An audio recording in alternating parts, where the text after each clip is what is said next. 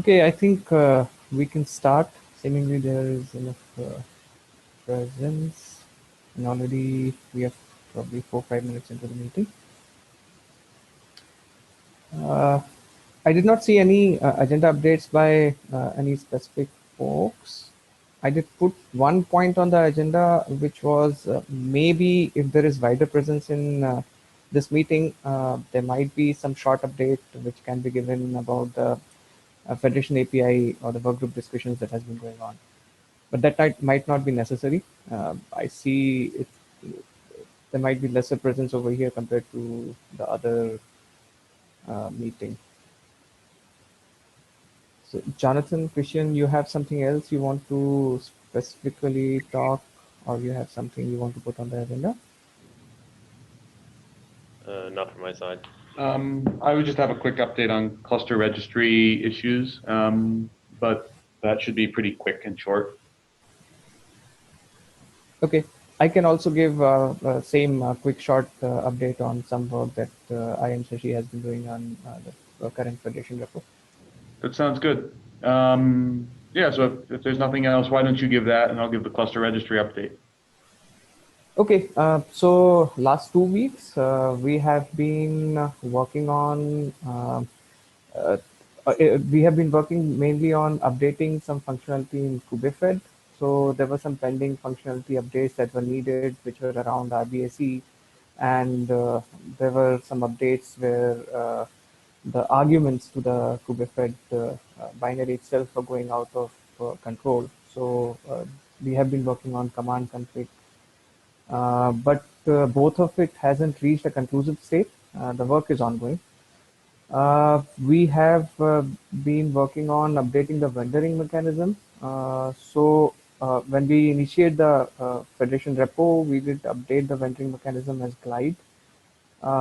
There has been general consensus to move away from glide, so we have been working on that, and there's a PR in flight which successfully updates the vendor code using the Go depths. That's the Golangs official depth. So that PR is already in flight and should be merged within a few days. And we have also tried to handle a couple of issues that have been reported in the past. So we are trying to bring down the number of issues that are there already existing and the new issues that creep up. So we have been successful in at least bringing down the number of issues by 10 in last couple of weeks. We still have close to 150 plus issues, where many of them might not be relevant now, but we are tackling them one at a time. So that's the short update that we have upon the work that's going on over there. Cool. Thanks. So on the cluster registry side, I was not at the last SIG meeting, so I don't know if there was an update given there. But in the past few weeks, we've been doing some more of the tasks in an attempt to move the API to beta, hopefully in the next week or two. There's one big outstanding issue, which is whether the cluster object in the API should be a namespace resource or a cluster scoped resource. We're going to attempt to, some of the particularly interested parties in this discussion are going to meet later today to discuss this and to see if it's something that we need to resolve right now, if it's something that we can resolve right now, and if it's something that we need to resolve right now. There was a thread a few weeks ago which was discussing renaming the cluster registry. The conclusion of that thread, after some discussion, is that we're going to rename the cluster registry to the API service registry. I will do the work to do this in the next few weeks. It should be mostly a straightforward rename, along with some work to make sure that there's a way that people who are looking for cluster registry specifically can still find what it's been renamed to.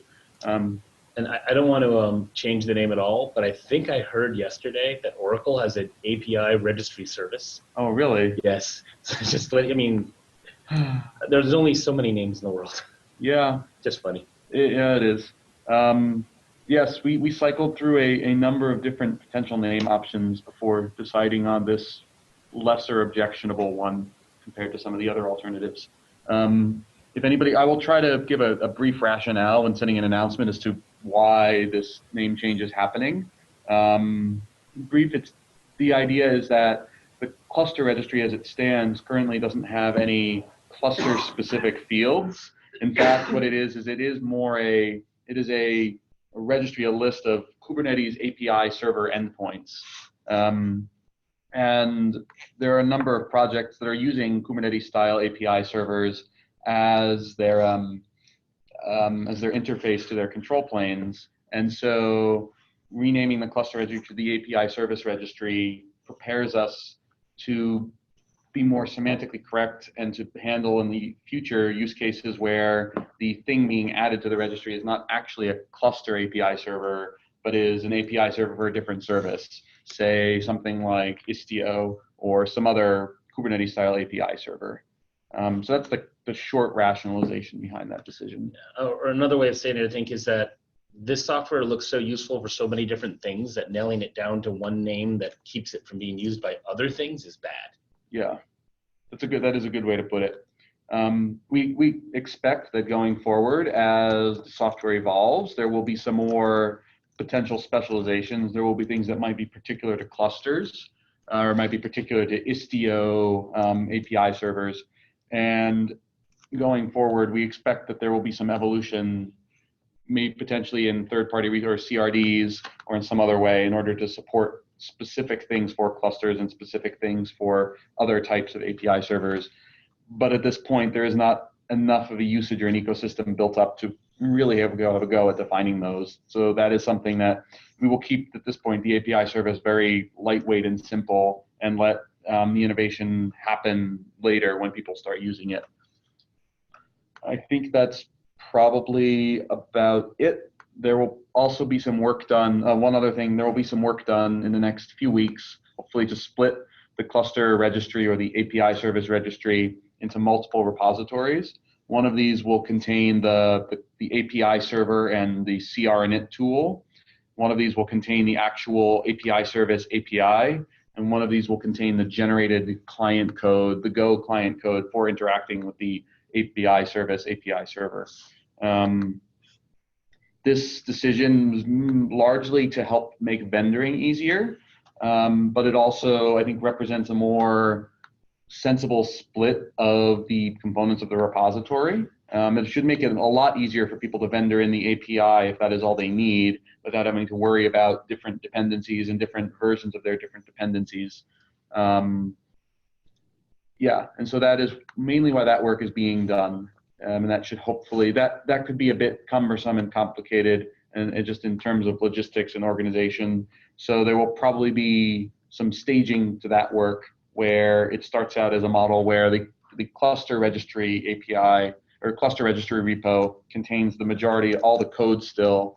The code is reflected out into the other repositories. And then in the future, we can migrate to a model where those repositories are imported by the cluster registry. I think that's all I have off the top of my head.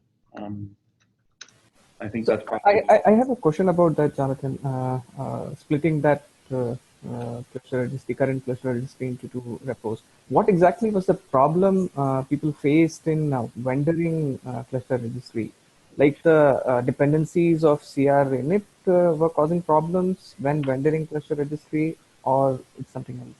It was mainly the problems of the cluster registry API server that were causing issues. The cluster registry API server wants to depend on a specific version, or did depend on a specific version of the API machinery, whereas a depender of the cluster registry might have a different version of the API machinery in that they are depending on in their repository.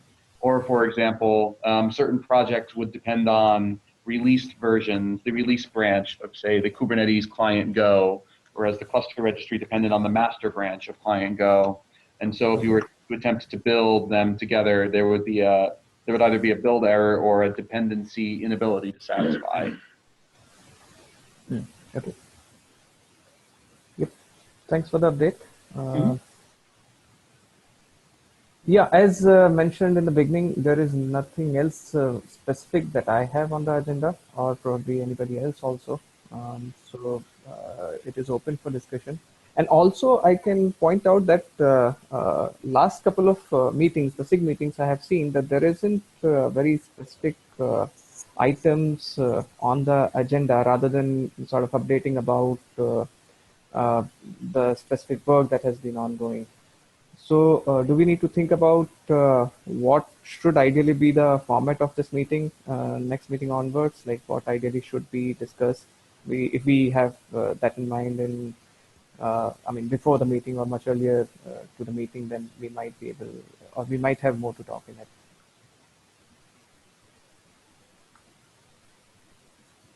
I mean, I think that is worth considering. At this point, I think given the amount of work being done in the Federation workgroup meetings, I expect that the majority of the larger technical discussions are happening there. On the cluster registry side, a lot of the technical discussions happen over emails, which then are filtered down either into smaller meetings from people who are interested. So there's not necessarily that much technical discussion that needs to happen at this meeting. This meeting seems to be more serving the purpose of just right now informing people about what is happening, giving people a chance, if they're not necessarily following the SIG mailing list or other, to actually get a summary of what the SIG has done in the past few weeks, which I assume is still useful, but I'm not sure.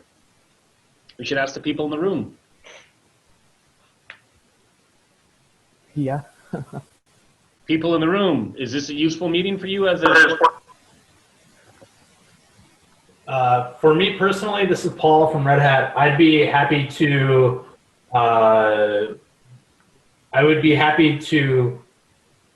mostly devote the SIG time for the Federation discussions and have updates on other things as needed.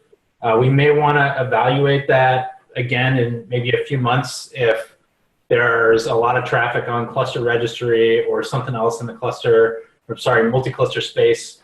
If we did that, I would really need the time to be not on Tuesday because I have another meeting scheduled for a Open Service Broker API working group call that I have to attend, which I actually have to drop for now. So EOF for me. So, Paul, I think I'd rather, I mean, I think we can put Federation stuff on this as time permits, but I'd really not make this the official time and place for that working group because, you know, it's, if we, I worry that it would end up pushing out other things if they come up too. Yeah, that makes sense. Especially because it doesn't even meet your schedule. Yeah. Yep.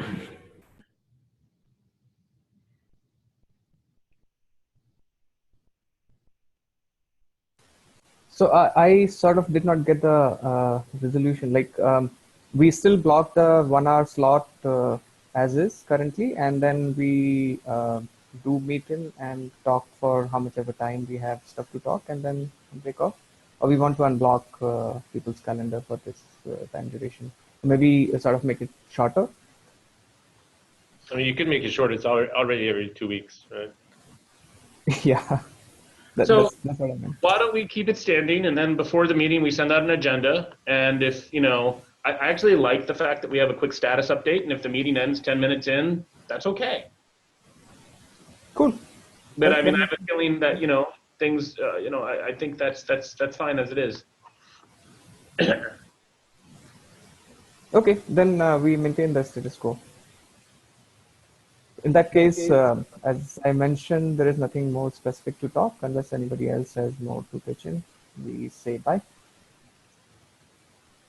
Cool. Thanks, everybody. See you guys in 2 weeks. Thank you, everyone.